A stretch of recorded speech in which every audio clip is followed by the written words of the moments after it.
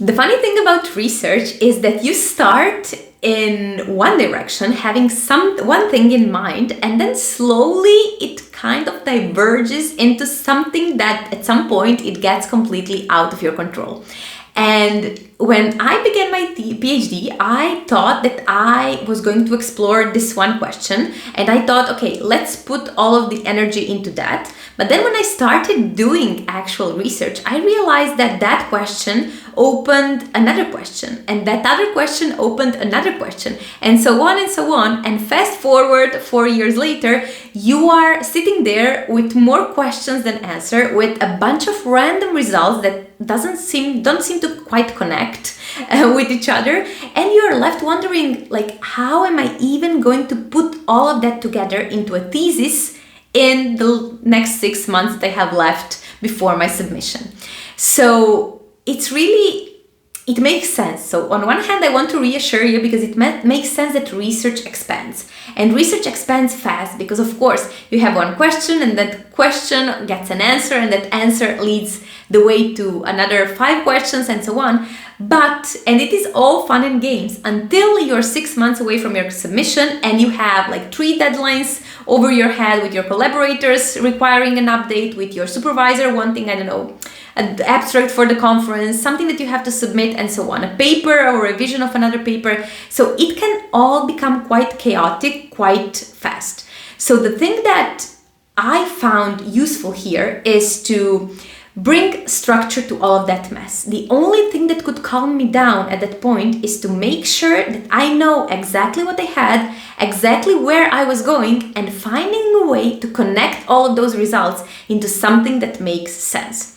So this is something that I teach my clients to do. This is something that I teach my PhD students how to do, because I feel that this is something no one ever teaches you. Like you start to do research without actually being aware of how fast research expands, and how aware you have to be of where you're going at every specific moment, because otherwise it becomes a mess, and you are, as I said, 6 months away from your submission and not quite sure whether your research makes sense and so on or not. So how do we bring structure to that?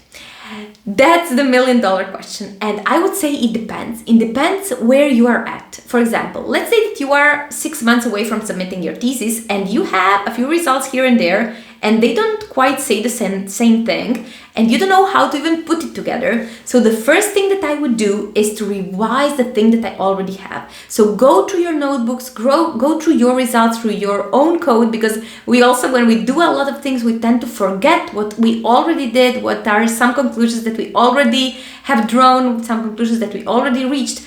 So I would definitely start from there. So go there and investigate what are the things that you already did, you already have, and start from there. And then start building a research story around that. Why is this necessary? Because without a story, it's very, very hard to write whatever, a thesis, a paper. So we are humans and we want a story. So we found this research gap because this is interesting because of that and that reason. Then this happened. Then we thought this was true, but this happened not to be true, but this other thing was true. And those are the conclusions that we have. So you have to find a story that connects all of those dots into something coherent that you can then write about and eventually submit. So those are the things that I would definitely recommend if you are in that stage that you don't know where to even start from, you don't know how to even make sure that those things make sense. I would definitely go through from past results and draw inspiration for the research story from there.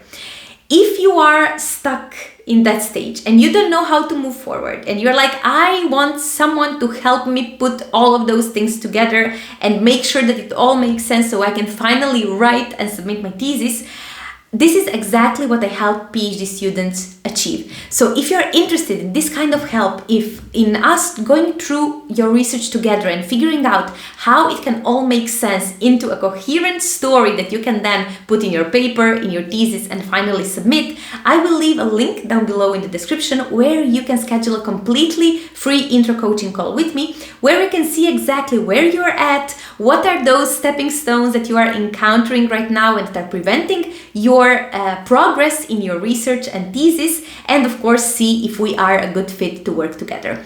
So I hope that you found this video useful, and as always, see you in the next few days in another video. Bye bye.